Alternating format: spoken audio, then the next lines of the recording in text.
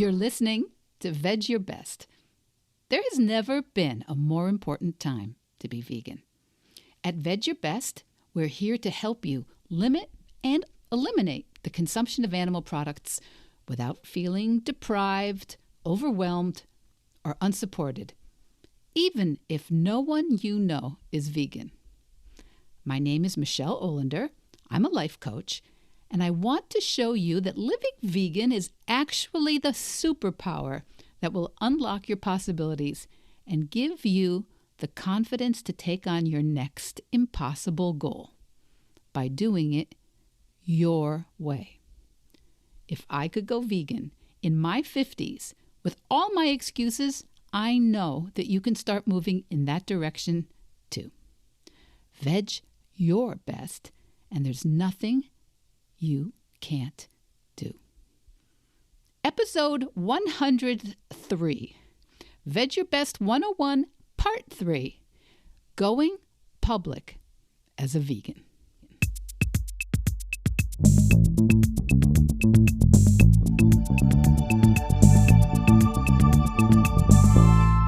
Hi, Veg Heads, and welcome back, my Veg Your Besties. So, today might not apply to everyone who listens here. So take what you can from it, because today I want to ask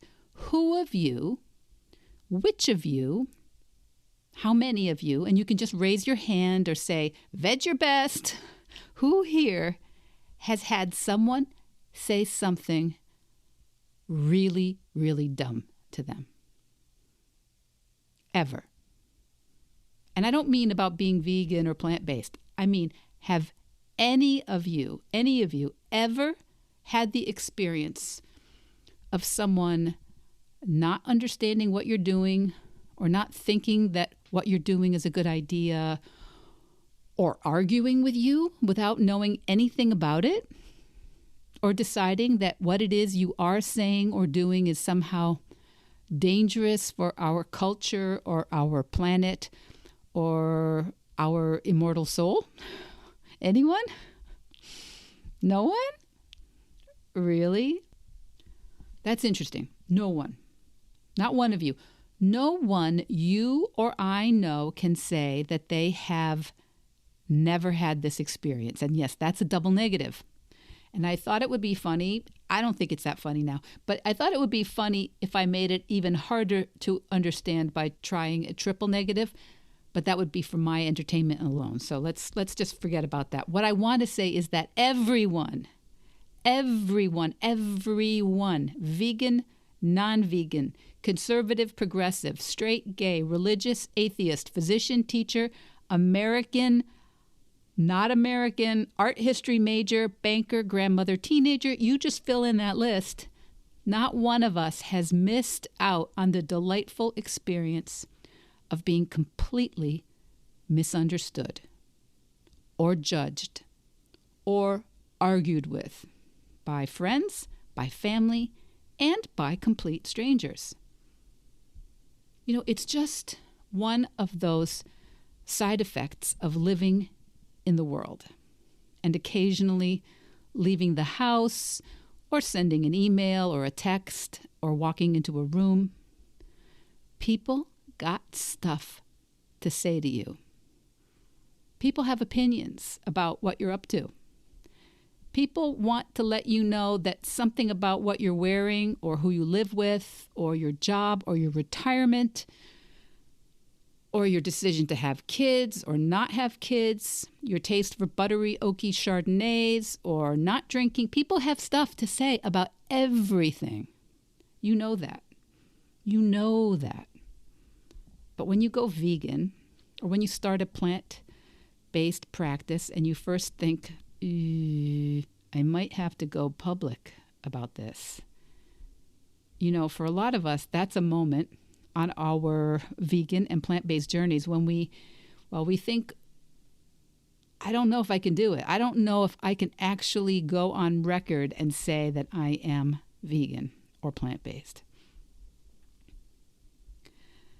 And actually, this is a good reminder for me to do this in another episode. We're going to talk one of these days about my thoughts about the difference between those two terms, plant-based and vegan. And you may be shocked, but I actually do have thoughts about it. And in true Gemini fashion, I see both sides. But mostly here, most of the time, for most of us, I use both terms. So the thought about going public as vegan or as plant-based, and it can just be terrifying. And if you are like me, if you identify for good or bad as an introvert, or you don't feel like you have all the facts and figures, all the irrefutable logic at your fingertips, and well, maybe you're worried about what other people are going to think or say if they feel like you're judging them for still eating lamb or fishing or wearing leather shoes. I mean, if these things stress you, if you're stressed about how to fill out the wedding RSVP meal form when it offers vegetarian but not specifically vegan, that happened recently. Or when you're invited to social engagements or the waiter just really doesn't seem to understand. Or you eat veggies, but you're pretty sure they made this with some bacon in the recipe, even though it's not listed on the menu. Or a dear friend is actually surprised that sausage and clams is not a dish that you'll eat. True story, recent. If you have all that anxiety about what people are going to say and what you're going to have to say when they say that, and what they might do, and then what you'll have to do if they do that, if you're concerned about whether they're going to support you or sabotage your decision, let me just say it doesn't help you with all the other work that you're doing. It doesn't help you when you are hair trigger, ready to either protect yourself or run away. It's not helping you to stay happily, productively in your lane, doing what you need to do in your vegan practice, which is to learn how to make wonderful choices and learn how to learn from the mistakes or errors that come up. Have you been there? It surprises a lot of people when I tell them that food is really not the toughest part about going vegan. Really, the food is generally delicious. The hardest part is going public and having to ask for what you want and feeling like you might need to have an answer or an explanation or a scientific discussion or that you might need the facts and the figures about health, climate change, animal abuse, slaughterhouse employee conditions, deforestation. You might need all that at your fingertips. Just the thought of someone asking you, "What? Why are you vegan?" Or kindly telling you, that's just an eating disorder, right? Or saying, "I guess you think you're way smarter than my mom who lived to be 100. All those have happened to me. Just the thought of a few of those interactions with other humans used to make me want to all of the above. Freeze, flight, flee, and fawn. Freeze? Is that all of them? Freeze, flight, flee, and fawn all at once. All the terror emotions. And all of those interactions have happened to me, and I'm still okay. But I dreaded them. And I dreaded them for a long time. And I still don't enjoy those situations. But I have learned how to handle it. The number one complaint I hear from new vegans, veteran vegans, those who are just trying it on for a while, is that other people make being vegan hard. That other people make it difficult for them to come out or go public as vegan. Other people can be unsupportive or demanding or argumentative or condescending or intolerant. And I hear you. And I want to remind you of the last couple weeks on this series of Vedge Your Best 101. Last 2 weeks were parts 1 and 2. And in parts 1 and 2, I wanted to make sure you see how we are in this cultural, societal soup that makes certain things just feel normal and other things not normal, right? We talked about that because all around us we have received ideas that certain things are necessary, normal, and natural. And when we step out or opt out of those things, people tend to say things, and they tend to react, and they tend to do things. And, we have choices when those situations occur. And they will occur. We can choose to hear it as disrespectful and unsupportive, which I don't know about you, but for me that feels awful. It feels awful.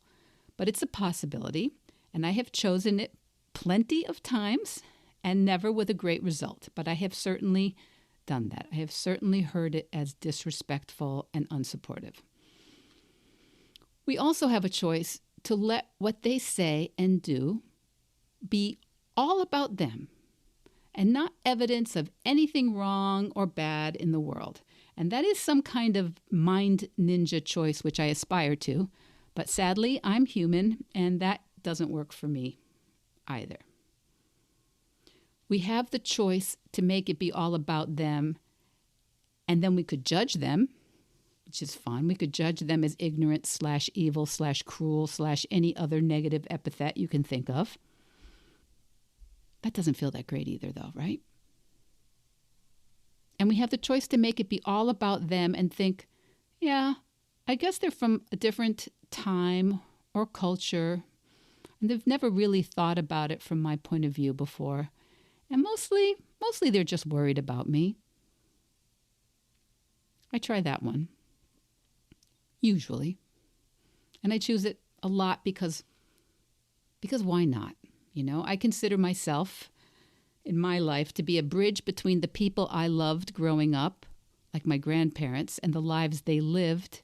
These are people who were literally born at the end of the 19th century, actually in the 19th century.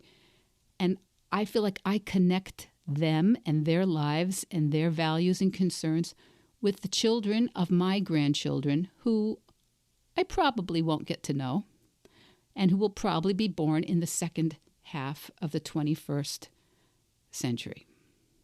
So that's my choice, is to kind of see that I'm in a transitional space.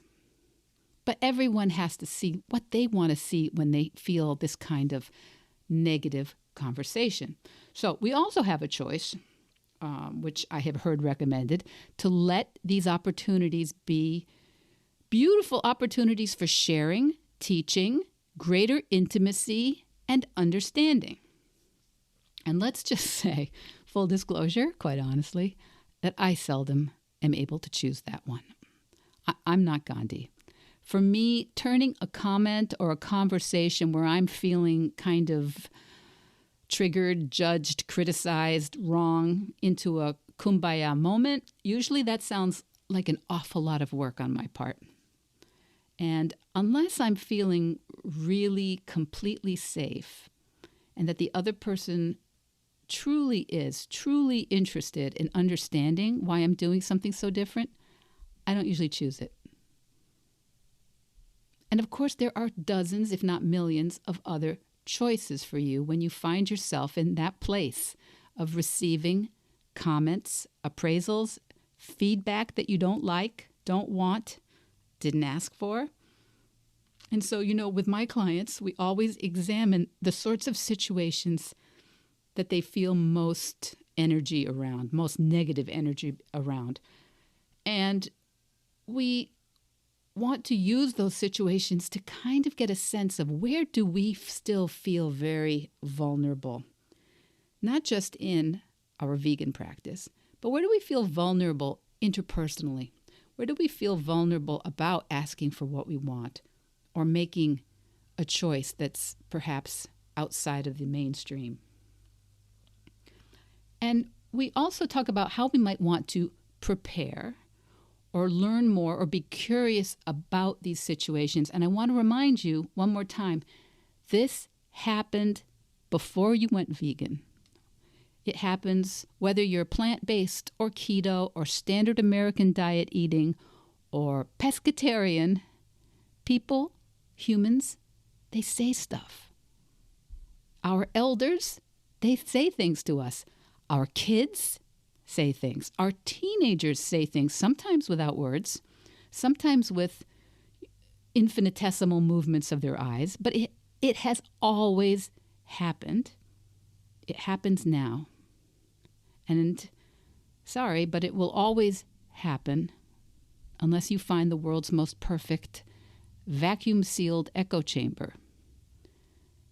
It's always happened. It really has nothing to do with your veganism. It has to do with how people react to new things. And sometimes just noticing this can help us take down the temperature in a situation where there is a lot of what I call a non-meeting of the mind. You know, there's a meeting of the mind and then there's a non-meeting of the minds. And you know, when you're in one of these, a pointless interchange with a waiter or a chef or a family member or a colleague. And, you know, unless you're a far, far better person than myself, actually you probably are a far, far better person than myself. But if you're like me, you're going to want to be ready. You know, you're going to want to be prepared. You want to be all set to confound your conversational partner. I was thinking of the word. What's the word? It's like your nemesis. You want to be ready to confound your nemesis with facts and figures and some sort of, you know, steel trap of a logical argument, which will leave them speechless. And I like to visualize myself just walking towards the camera in slow motion with my cape billowing and the ruins of the patriarchy exploding behind me. Just me? Okay, that is exactly what my inner teenager wants to do in these situations. And I've never accomplished it yet. And grown-up inner me thinks it might actually be more powerful to remember that I don't owe anyone an explanation. You don't owe anyone an explanation. You don't owe anyone your reason for what you eat or your reasons for what you don't eat. You do not have to get into it with anyone. And you don't have to have memorized facts or figures. You don't need to be able to point to recent peer-reviewed articles or excerpted reports from the World Health Organization. You don't need to be able to connect animal industrial agriculture with any footnotes or recommendations by think tanks. You don't need to, right? You don't have to be able to explain how many millions or billions of land animals are involved, or how they're treated, or why you haven't sold your car that has leather seats in it if this is so important to you. You don't have to. And when you think you have to, wow, it's a lot, right? That's a full-time job, being prepared for anything anyone might say. So I want you to know, my Vedge besties, you can just show up. You can just ask for what you want, and you can refuse to explain yourself. Totally up to you. I used to ask for everything with the most apologetic sounding tones. Yeah, I know I'm kind of a pain, but I'm the one who's going to ask for the vegan dish on the menu. Yeah, believe me, I've been there. And it's totally up to you how much of it you do and how much of it you don't. In my sessions with clients, we work together to try and prepare scripts that say what they really do and don't want to say. I help them come up with their own go-to responses that feel powerful and peaceful in situations where they don't feel powerful or peaceful. Sometimes just having prepared a few sentences, a few comments that fit you like a glove can offer you that peace and empowerment you need. But if you knew in your bones that you do not have to explain yourself to anyone, how much more powerful would you feel? How much more peaceful and confident would you feel? Now, for me, it did not come quickly. I had to piggyback this concept onto areas where I had more confidence. No one tells me how to be a mom. No one tells me how to be a wife or a grandmother or a citizen. No one tells me how to be vegan. I had to kind of connect those. And I don't tell you either. I want to support you doing it your way, to veg your best. Whether you're starting, restarting, or energizing your vegan practice, I want to help you live in a way that brings you more day-to-day peace and fun and confidence and satisfaction, because with those, honestly, you'll be able to do the work you want to do in this world. And it begins with a call, if you want. If you don't want to just have to listen to me talk into this microphone every week, we could talk about an 8-week strategy to start to show you how much you can accomplish. 8 weeks. When you decide that you can't do it wrong, no matter what feedback you get from others, no one else has to change. We don't have to keep you from ever hearing someone say something dumb or argumentative, right? No one has to change. No one has to do anything different for you to make massive, positive leaps. Okay, my Vedge besties. The world changes. We change. One imperfect step at a time. And you can already see, if you look around you, if you have grocery stores where you live, you can see how the world is changing. You know that quote, remember? First, they ignore you. Then they laugh at you. Then they fight you. And then you win. Okay, see you next week. And maybe if you're lucky, I'll tell you about all my anxiety about getting professional photographs for my website. And I'll be posting about it on Instagram too, probably, so you can look for it there. But if you want to see me tense and out of my comfort zone, this is your opportunity. See you next week. Veg Your Best podcast production, music, and editing by Charlie Weinshank. Thanks, Charlie.